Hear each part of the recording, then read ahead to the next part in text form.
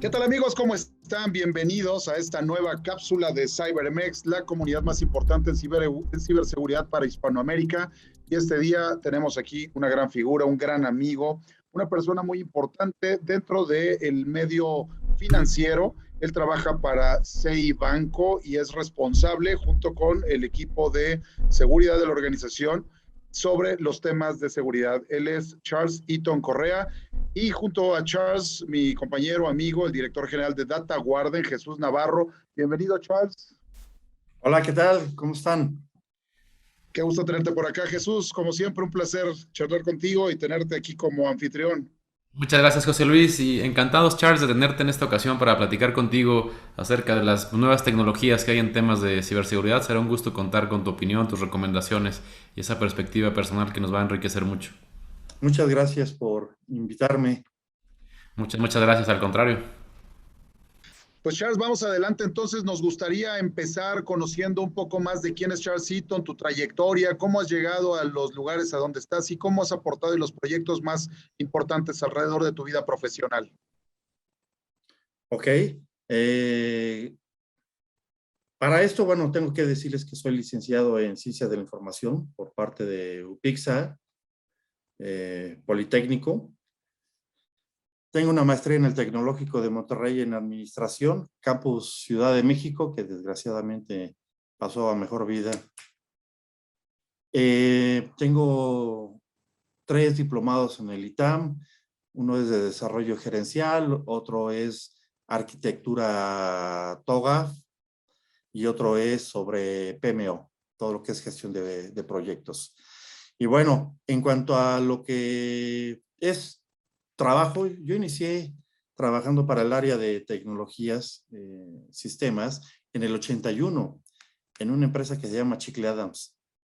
COBOL era lo que se manejaba en ese entonces, soy cobolero. Y bueno, estuve trabajando ahí hasta el 85, cuando fui jalado por el corporativo de Chrysler. Y bueno, entro como analista programador también ahí en Chrysler y voy creciendo como a líder de proyecto, a jefe de área. Desde que entré, tuve todos los sistemas de producción de las plantas de ensamble, manufactura. Y bueno, dentro de este rato hasta el 94 más o menos, pues estuve trabajando en todo lo que es la implementación y automatización de las líneas de ensamble de Chrysler, con aplicaciones en diferentes puntos o estaciones de trabajo de la línea para monitorear las unidades. Posteriormente me da la oportunidad de participar a cargo de los centros de cómputo de Chrysler en la República Mexicana, 5 centros de cómputo, pero cuando hablo de centros de cómputo, mainframes, en ese entonces. Y bueno, proyectos fuertes que tuvimos ahí fue la migración de centros de cómputo a Detroit, Michigan, pues toda la logística que conlleva manejando 8,000 o más de 8,000 unidades de cinta, toda la logística para poderla embarcar en avión a Michigan. Y bueno, ¿cómo embarcas? Primero embarca los que son de 5 años, los anuales, semestrales, porque pues seguimos corriendo producción en México. Ahí te van los mensuales y apúrale con lo demás porque tengo que mandar los semanales y los diarios antes de que termine el mes y migrar, porque si no, se nos va a hacer bolas el engrudo, ¿no? Cosas muy importantes ahí en Chrysler. Posteriormente, a eso del 98 paso a algo que se llama proyectos estratégicos de Chrysler. En tecnología de información, ¿cómo qué es esto? ISO 9000, certificación ISO 9000 porque no existía ISO 27000 ni nada de eso. Entonces, fuimos en México los primeros en certificarse en ISO 9001 para el área de TI. Y bueno, ese proyecto fue uno de los que llevamos de este lado. Cuando entró Atos Baidosh, toda la infraestructura tecnológica, no teníamos nada arriba de Mazatlán, de Corea, arriba de Mazatlán, para recibir las unidades y demás, homologación de sistemas, etcétera, para poder rastrear todos los vehículos que pedíamos a Corea. Y bueno, fue un importante proyecto porque tuvimos una penetración en el mercado de 5% de la industria automotriz nacional. Y otro tipo de proyectos, estuvo el Y2K, muchos de ustedes lo vivieron. En Y2K, pues llevaba el Y2K de todo el corporativo en México. ¿Qué quiere decir? No nada más eran aplicaciones, sistemas y demás, sino revisar todos los dispositivos, PLCs, robots y demás que había en la línea de ensamble para asegurarse de que cumplieran con el año 2000. Estoy hablando, en ese entonces eran más de 10,000 dispositivos entre aplicaciones, sistemas, hojas de cálculo y dispositivos, relojes, checadores, PLCs, etcétera, etcétera. Y estoy ahí hasta el 2002. En el 2002 salgo a la aventura como consultor de TI, socio de una empresa. Pues en como socio de la empresa y tecnología de información, pues es hacer a lo que te compran, a lo que demanden, desde mapeo de procesos. Hicimos tecnología nacional de BI. Esto es, vendíamos el paquete cerrado de Data Warehouse y Business Intelligence y el usuario simplemente con drag and drop podía armar de la base de datos que iba a utilizar, pues cuáles eran las relaciones que iba a tener con cada una de, vamos a decirlo así, de las tablas de la base de datos y los campos que iba a utilizar. Veía las Oye, dimensiones. Charlie, pero todo esto te va llevando hasta Cibanco directamente, donde ahora llevas toda la parte de la gestión de seguridad y presupuestal y Así todo es, el todo esto apoyo. te va metiendo muy adentro en la tecnología, ya las tripas de la tecnología, y en donde tienes que, desde entonces, pues lo que era seguridad como la vemos hoy, pues era muy pobre, todo lo tenías que meter inmerso en el código de las aplicaciones, básicamente. Y sí, digo, lo poquito que podías tener en infraestructura, pero todo eso te va llevando, después entro a Profuturo, es financiera, todo lo que es Afores, y ahí es cuando me empiezo a entrar en el mundo financiero, porque manejábamos todo lo que son Afores y pensiones. Esto es en el 2005 hasta el 2012. Del 2012 salgo de ahí, entro a Lotería en Línea como director de sistemas y director de operaciones. Curioso, pero por un lado tenía almacenes, logística, y por otro lado tenía telecomunicaciones, aplicaciones y sistemas, ¿no? Estoy 3 años ahí y es cuando entro a Ceibanco. Entonces, todo lo que es tecnología te va llevando a la seguridad, seguridad, seguridad siempre. Ahora en Ceibanco, pues desde que entré a finales del 2014, prácticamente vamos a poner inicios del 2015 hasta la fecha, pues no era una empresa en donde existiera una estructura propia de seguridad, ni de seguridad física ni seguridad de la información.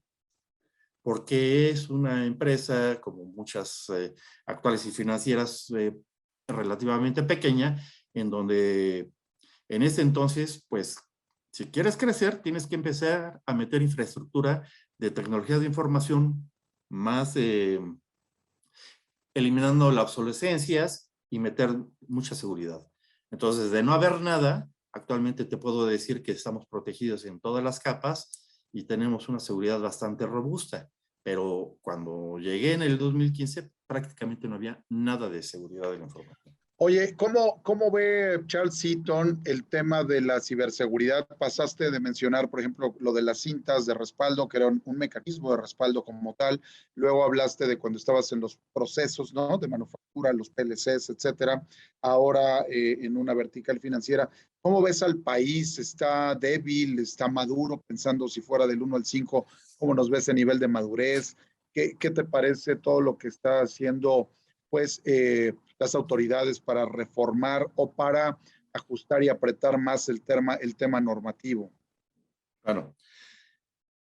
El nivel de madurez que tenemos en México, de 1 a 5, donde 1 es menor y 5 es lo máximo, yo creo que estamos en un 2, 2.5.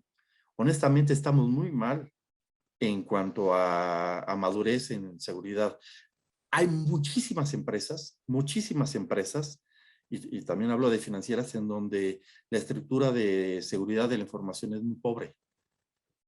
Claro, tenemos bancos como, puedo decir, Bancomer, Santander, tienen, no sé, 30, 40, 50 personas en seguridad de la información, pero muchas, la mayoría, y sobre todo porque esto comienza, tendrán 6, 7, 8 personas. Honestamente, incluso estamos en cuestión de madurez, estamos tan abajo que, al igual que sucedió con tecnologías de la información, las empresas buscan mantener el área de seguridad con lo mínimo indispensable que se requiere para la empresa. ¿Por qué? Porque sabemos que las herramientas de seguridad que existen actualmente, que son muy robustas, son muy caras. Y la estructura de personal que tú requieres para poder llevar a cabo, para poder soportar esas herramientas en cuanto a lo que es la gestión, que viene siendo la detección de algún alertamiento, la contención del alertamiento, de la incidencia, pues, hablando propiamente de lo que es la solución final de ese problema, encontrar los hallazgos y demás, pues te demanda mucha estructura y no la tienes. Entonces, cuando una empresa, por lo general, llega a tener un problema de seguridad, pues son días tortuosos de 24, 36 horas al día. Digo 36 horas al día porque de veras no quisiéramos que durara 48 horas un día, porque no te alcanza para solucionarlo, de todo lo que tienes que ver. Pero eso es porque no tenemos la estructura adecuada y no tenemos las herramientas adecuadas. Muchas gracias, Charles. Jesús. Pues yo creo que justamente lo que comenta Charles de tener esa capacidad de identificación y respuesta pues efectiva y oportuna de una amenaza, o sea, que el negocio realmente sepa identificar dentro de todo el mar de eventos que puede llegar a detectar una herramienta de seguridad, saber identificar cuál realmente es una amenaza real para el negocio y sobre todo poderla contener oportunamente. Creo que ahí está la clave.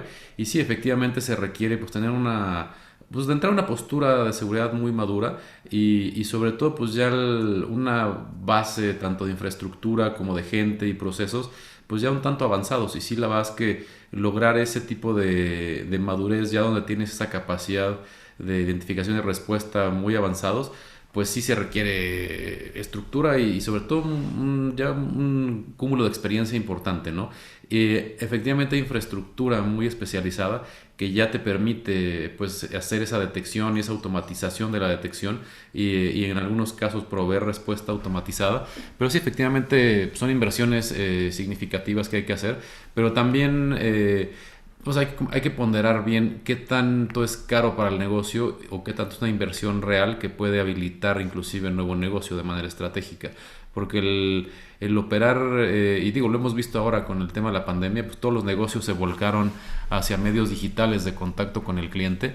Entonces, pues esa apertura de nuevas líneas de contacto y de nuevas líneas de ingreso basadas en medios digitales, si no las aseguramos bien y no les ponemos ese componente tecnológico que nos permita pues esa detección, esa respuesta, integrando capacidades de automatización, pues puede ser muy riesgoso para el negocio, ¿no? Inclusive al grado de que salga o pudiera salir más caro el haber abierto esa nueva línea de ingresos sin protección que el propio beneficio económico que traía de origen, ¿no? Entonces hay que medir muy bien el riesgo y pues sí, el entender que pues puede ser algo inicialmente que aparente ser costoso el tema de la seguridad, pero yo creo que ahí tiene que ver mucho la habilidad que tengamos como responsables de seguridad, ya sea dentro del propio negocio, como proveedores o como algún fabricante, de posicionar el mensaje correcto en la alta dirección del negocio, de tal manera que le vean el valor estratégico a la seguridad, ¿no? Porque si se le ve como un gasto operativo, como un costo que no genera retorno, no genera valor para el negocio, pues sí, la realidad es que todo el mundo va a querer ahorrar en términos de seguridad y pues el riesgo va a crecer, ¿no? Gracias, Jesús. Definitivamente. Oye, Charles, en términos de ransomware, no queremos violentar, ¿no?, la información que nos puedas brindar de tu organización o no, pero en tu experiencia, ¿cómo lo has vivido? ¿Cuáles son las principales problemáticas? ¿Cuáles son los consejos que le darías a, a las personas que nos escuchan, que nos ven, y que le dijeras, oye, puede pasar por esto, cuando sucede, pasa esto? ¿Qué opinas? Digo, lo más simple, tener todos los endpoints protegidos con una herramienta robusta de malware y antivirus. Definitivamente. Porque se te cuela por aquel endpoint que no lo tenías considerado, que lo perdiste del radar, que no tenía la última versión, etcétera. Oye, en ese sentido, Jesús, yo he escuchado, he leído, hay algunos proveedores, algunas marcas que basan temas de seguridad, ya sea en la gestión del DNS y otros en la gestión del Active Directory, ¿no? Y hay algunas soluciones, yo creo que a lo mejor ustedes distribuyen algunas de esas. ¿Qué opinas en ese sentido para buscar minimizar el riesgo? Porque, como dice Charles, ya una vez que te entró Chin, a lo mejor el EDR trata de hacer una protección en movimientos horizontales, pero quizás el AD es otra opción, ¿no? La gestión de DNS. ¿Qué opinas ahí alrededor de eso? Pues mira, son dos tecnologías que finalmente son una base fundamental para pues, todo lo que es una arquitectura empresarial pues, son justo los que te proveen la base de los servicios básicos de red. O sea, por ejemplo, uno no podría pensar en una red que no tuviera resolución de nombres con el tema de DNS, o uno tampoco pudiera pensar en una red, y sobre todo una red basada en equipos Windows, en la cual no tengas un directorio activo para concentrar la autenticación, los permisos entre diferentes pues, carpetas compartidas, etcétera. Entonces, el proteger esas dos bases de infraestructura, la realidad es que te permite atacar en un muy alto porcentaje el problema. Por ejemplo, en el tema del DNS, si tú tienes un mecanismo de seguridad a ese nivel, pues tú puedes evitar que todas las conexiones que les denominamos de command and control o que son las conexiones maliciosas, que una vez que un dispositivo ha sido comprometido, busca salidas a internet para pues, lograr conectarse con el servidor que lo está gestionando centralmente, eso tú lo puedes frenar desde el DNS. Porque normalmente las conexiones van dirigidas hacia cierto tipo de servidores que utilizan el DNS para la traducción hacia la IP correcta. Entonces, si tú desde el DNS cortas ese tipo de comunicación, pues sí, finalmente tienes a lo mejor un ransomware, un malware que logró impactar un dispositivo, pero ya no puede hacer esa conexión hacia el exterior. Entonces limitas en gran medida el tema de que se pueda seguir propagando y que pueda inclusive permitirse la fuga de información o regresar al servidor central esa conexión de comando y control del propio dispositivo. Entonces eso te permite tener mucha... Pues digo, es como imaginémoslo como pues una protección universal que pueda aplicarse a toda la infraestructura de la empresa en una capa de DNS. En el tema del directorio es un caso muy particular y muy importante porque ya el directorio activo se ha vuelto una pieza central de todo lo que es la autenticación y gestión de usuarios y permisos en las organizaciones y te permite también permear políticas estandarizadas en los equipos de cómputo. Entonces el enfocarte en ese tipo de puntos centrales que pueden llegar a lograr un impacto significativo en la organización, es muy importante. Y son justo los puntos que también un atacante busca vulnerar en un principio, ¿no? Porque una vez pegándole al directorio activo, la realidad es que pues tiene las llaves del reino y se puede servir con la cuchara grande, ¿no? Y en este caso, como profesionales de la seguridad, podemos aprovechar justamente esa importancia que tiene el directorio para permear en mayor medida controles de seguridad. Y del lado del ransomware, o sea, estas dos herramientas en conjunto pueden ser muy eficaces para contener la propagación de un ataque, ¿no? Estupendo, muchas gracias, Jesús. Oye, ¿cómo ves hoy en nuestro país? ¿Qué opinas al respecto de la divulgación de los temas de ciberseguridad, la conciencia de los directores generales, o realmente ellos llegan hasta el final, pensando que además ya venimos a un tema más avanzado, ¿no? Que es la famosa nube y la aplicación es diferente. Yo considero que lo que comentaba Jesús hace un momento, la pandemia nos ayudó a crecer mucho primero en la transformación digital, porque hicimos en meses lo que íbamos a hacer en años, y en generar conciencia en los altos directivos, porque al tener que enviar a su gente home office y demás, muchos tuvieron que hacer uso de tecnologías como la nube para poder mover información, mover procesos en los cuales todos pudieran accesarlos. Y con esto conllevaba los riesgos de seguridad que también teníamos que cerrar brechas. Creo que esto ayudó a que tuvieran más conciencia. Sin embargo, uno de los problemas que comentábamos, o también lo comentó Jesús, es el retorno de la inversión. No es fácil vender a la alta dirección un proyecto de un plan estratégico de seguridad de la información con los costos, cuando lo que está esperando un retorno de inversión, como que si lo compro, ¿cuándo voy a recuperar esa inversión? Pues bueno, no es que la vayas a recuperar como tal, pero si alguno de los eventos, de los incidentes que estás mitigando con esta herramienta y no la adquieres y sucediera, lo que perderías podría ser tanto y podría ser mucho más caro que la misma herramienta. Entonces tienes que cambiar el chip de cómo vender todos los proyectos de seguridad de la información. Esto, como te digo, por el grado de madurez que tenemos en las empresas, no todo lo manejan. Yo soy afortunado porque un amigo mío escribió un par de libros que los he leído y ahí se llama José Luis Cisneros. Muy bueno, excelente tu libro. Perdón, a lo mejor no es el momento, pero te felicito, la verdad me ha gustado mucho porque tiene mucho contenido. Y efectivamente ahí viene. Pero oye, los sinodales es todo el equipo técnico de Jesús, todo el equipo técnico de Data Warden, fueron los sparrings. Todavía tengo algunos dolores de la guerra, pero todo se lo debo a mi manager, ¿eh? Yo sí. Yo me acuerdo muy bien del Active Directory en el capítulo 4, que lo mencionas bien, del ransomware. En el capítulo 4 viene el Active Directory y el DNS. Bueno, entonces, ¿a qué voy? No es fácil. Los ejecutivos no están todavía muy sensibles a lo que es seguridad de la información.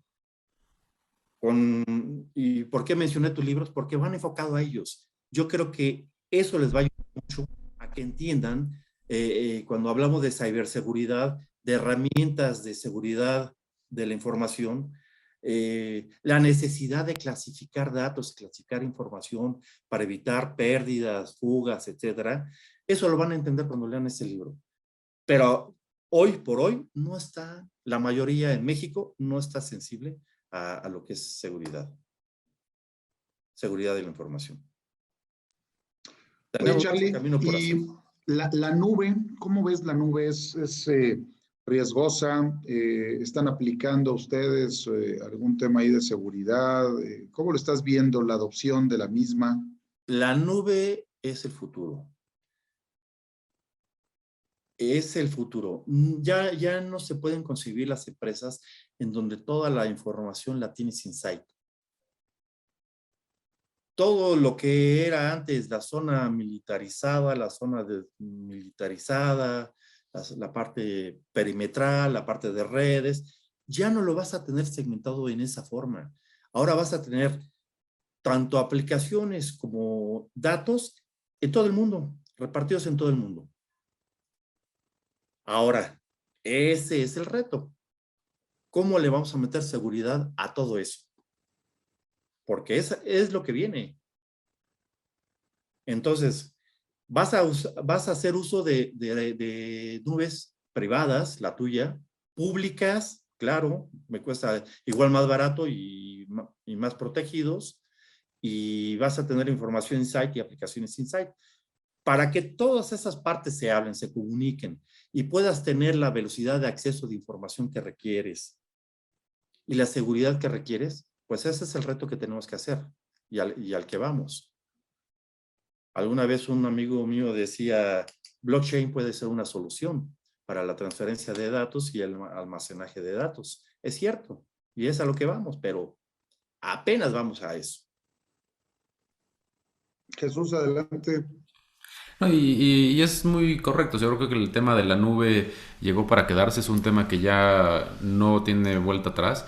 Y pues es un tema complejo. De inicio, pues comentábamos hace algunos días que pudiera ser un tema que pudiera parecer algo sencillo por la practicidad y el valor que aporta de manera inmediata a los negocios e inclusive en términos de reducción de costos. Pero cuando te empiezas a meter un poco más adentro y ya no te quedas nada más en lo superficial de una nube pública, sino como que empiezas a evaluar ambientes híbridos multinube, empiezas a ver las arquitecturas que se manejan al interior, otras bambalinas de las propias nubes de los diferentes proveedores, y el querer a lo mejor establecer vínculos entre una nube privada, una nube pública, e inclusive pues tener algún tipo de solución que sea agnóstico del sabor de nube y tú puedas seguir gozando el beneficio de la nube. Eso ya se vuelve muy complejo y pues resulta muy importante el estar a la vanguardia y meterse de lleno a saber comprender toda esa nueva tecnología, y particularmente hablando de arquitectura de nube. Yo creo que hay un déficit importante pues, de manera histórica en los últimos años en recursos capacitados de ciberseguridad, pero particularmente los recursos especializados para arquitectura de nube y seguridad pues, están muy escasos, y hay que ponerle mucho foco a ello, ¿no? Yo creo que ahí hay que entender que la nube pues no es segura por sí sola. O sea, realmente cualquiera que piense que está seguro porque están sus datos en Google o en algún otro tipo de nube, pues la verdad es que está cometiendo un muy grave error. O sea, realmente la nube te permite ser muy segura, pero tienes que entender que es un esquema de seguridad compartida en la que a lo mejor tu proveedor de nube pues, se dedica y te puede garantizar la integridad y la seguridad de la base de infraestructura tecnológica que soporta la nube. Por ejemplo, tu proveedor del aplicativo de nube que vas a estar explotando ya de manera transaccional de cara a tus usuarios, pues a lo mejor va a ser responsable justamente de esa seguridad en esa capa. Pero pues tú eres responsable finalmente de definir los lineamientos, asegurar los datos que vas a almacenar en la nube, poner todo tipo de controles para pues, que la información que fluye a través de la nube y hacia afuera de ella pues vaya controlada, que los usuarios estén bien autenticados, que no haya permisos muy holgados entre componentes, etcétera. Entonces sí puede ser inclusive más segura que en algunos casos ambientes físicos de data center, pero pues hay que arquitecturarlo bien y definirlo de manera muy adecuada y sobre todo con conocimiento de causa, ¿no? No obviarlo, no confiar simplemente que de facto la nube va a ser segura. Eso es el peor error que podemos cometer, y pues hay que sacarle jugo a esa nube, ¿no? Pero de manera muy consciente y bien informada.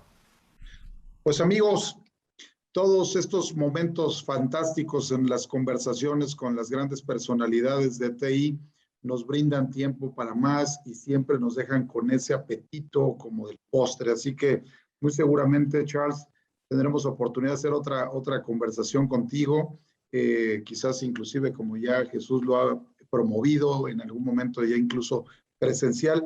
Pero amigos, tenemos que ir cerrando con los últimos comentarios tanto de Charles como Jesús. No sé qué consejos podrías darle al público en general, Charles, en materia de seguridad para que minimicen el riesgo hoy en día. Bueno, uno de los problemas que yo he visto más en las empresas es la obsolescencia de equipos, de sistemas operativos, Todas las herramientas, soluciones de seguridad están avanzando muy rápido ahora. Muchas de esas soluciones ya no son soportadas por los equipos obsoletos que se tienen, sistemas operativos obsoletos y demás. Entonces, ¿no jalan en XP?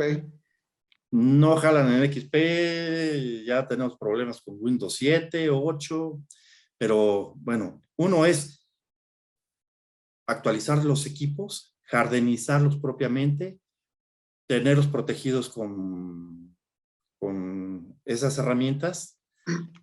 Y bueno, no se trata de gastar el dinero por gastarlo. Honestamente, hemos comprado soluciones en las cuales después de un año no hemos podido implementar porque no sabemos ni cómo. Ese es un error muy común. Con tal de querer tapar un hoyo, compramos una solución y la solución igual nos queda grande. Entonces, realmente tenemos que hacer un muy buen plan de seguridad.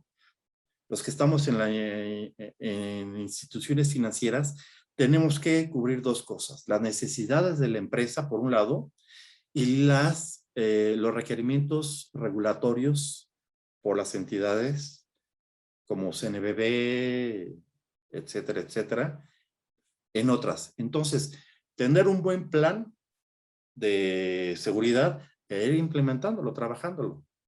No hay de otra. No podemos, nunca vamos a estar al 100% en cuestiones de seguridad. Vamos a cerrar brechas, las vamos a cerrar al 99.9999, pero siempre va a haber lugares en donde podamos hacer algo mejor. Y es el día a día. Seguir fortaleciendo el área de seguridad y las soluciones que tenemos para esto. Muchas gracias, Charles. Jesús. Pues yo retomaría el último comentario de Charles. Partiendo de que no existe la seguridad al 100%, la realidad es que tenemos que ser muy conscientes de ello, y la alta dirección también tiene que ser consciente de ello. O sea, no podemos evitar ser vulnerados en algún punto, pero lo que sí podemos controlar es el tiempo en el que lo seamos, o sea, ir pateando ese balón lo más adelante que se pueda y minimizar el impacto, ¿no? Realmente mediante los controles necesarios, ya sea a nivel de infraestructura, procesos, gente, etcétera, hacer que el potencial impacto en caso de alguna vulneración del ambiente de la compañía pues sea menor, ¿no? O sea, que no nos saque de balance o no nos deje fuera del negocio. Y pues sí, yo coincido muchísimo en el tema de la planeación estratégica de la seguridad. Creo que todo tiene que partir pues de un muy adecuado análisis de riesgos y un análisis de impacto al negocio. O sea, que esas dos herramientas se puedan traducir en un plan estratégico priorizado que nos puedan llevar de un punto A a un punto B en el tiempo, y pues que le den al negocio esa tranquilidad de que está operando de manera segura, confiable y predecible, ¿no? En términos de tecnología, con un control muy adecuado del riesgo tecnológico y pues en general pues ser conscientes, ¿no? De que el tema de seguridad es algo real, y tenemos que buscar la manera de traducir hacia el negocio el valor que aporta la ciberseguridad, ¿no? Que nos vean de manera muy estratégica, que nos vean hablando de valor hacia el negocio en vez de un costo o hablando de infraestructura o de herramientas, que realmente elevemos el grado de conversación, ¿no? Yo creo que eso es muy importante. Muchas gracias, Jesús. Pues amigos, hemos llegado al final de esta cápsula. Yo soy José Luis Cisneros. Recuerden, están en CyberMX, la comunidad más importante en Hispanoamérica alrededor de la ciberseguridad. Nos vemos en la próxima. Gracias, Charles. Gracias, Jesús. Gracias a ustedes. Hasta pronto. Gracias. Hasta pronto. Hasta pronto.